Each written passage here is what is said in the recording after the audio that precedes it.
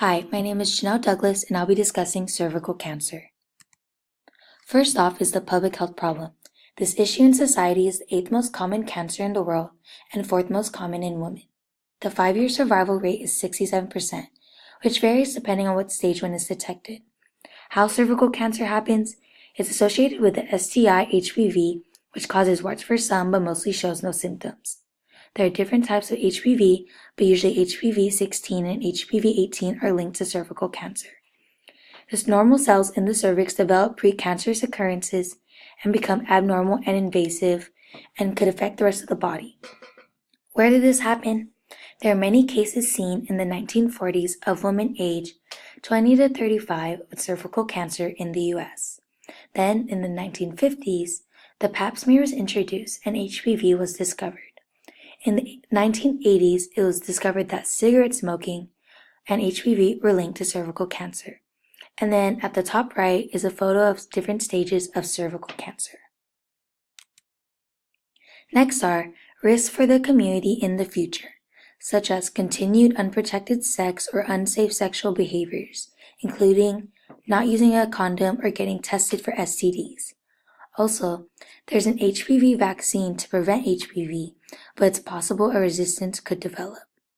And also, a development of resistance to chemoradiation drugs used to treat those affected. What are the etiological factors?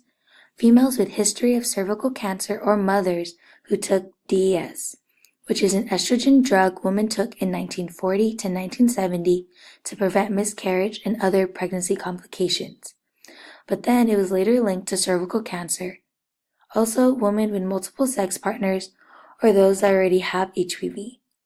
Also, women with weak immune systems or those that smoke or excessively drink. Also, there's an association between cervical cancer and women who consumed birth control pills for a long time.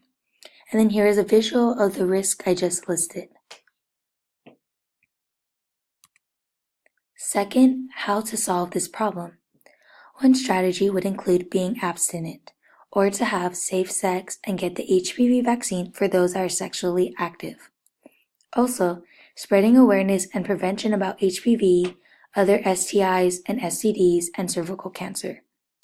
Another strategy would be continuing research on the HPV vaccine and chemoradiation, as well as finding other options for treatment because there are negative effects of chemoradiation, and also in case resistance for this develops. And I showed some pictures of how to prevent this problem that I mentioned.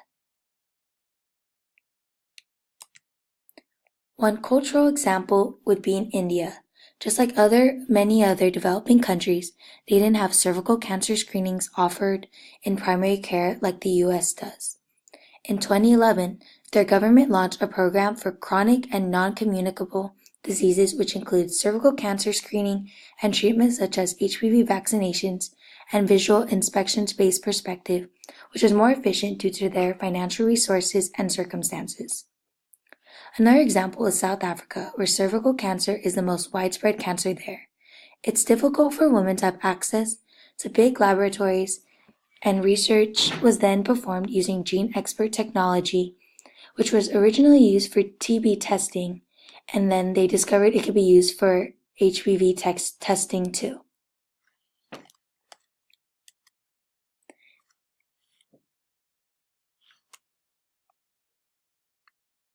And in conclusion, we have public health in the future.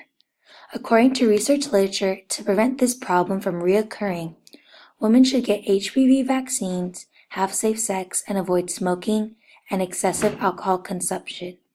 And also they should get STD tests and screenings regularly.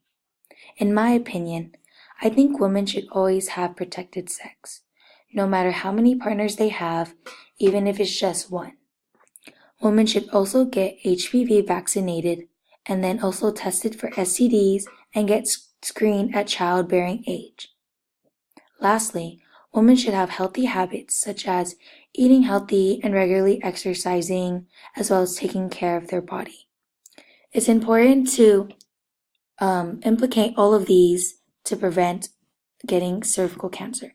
And then here at the right, I showed a picture listing all of the prevention tips of cervical cancer, which also includes like knowing your family history and staying at a healthy weight and avoiding tobacco as well. And then last, here's my references. And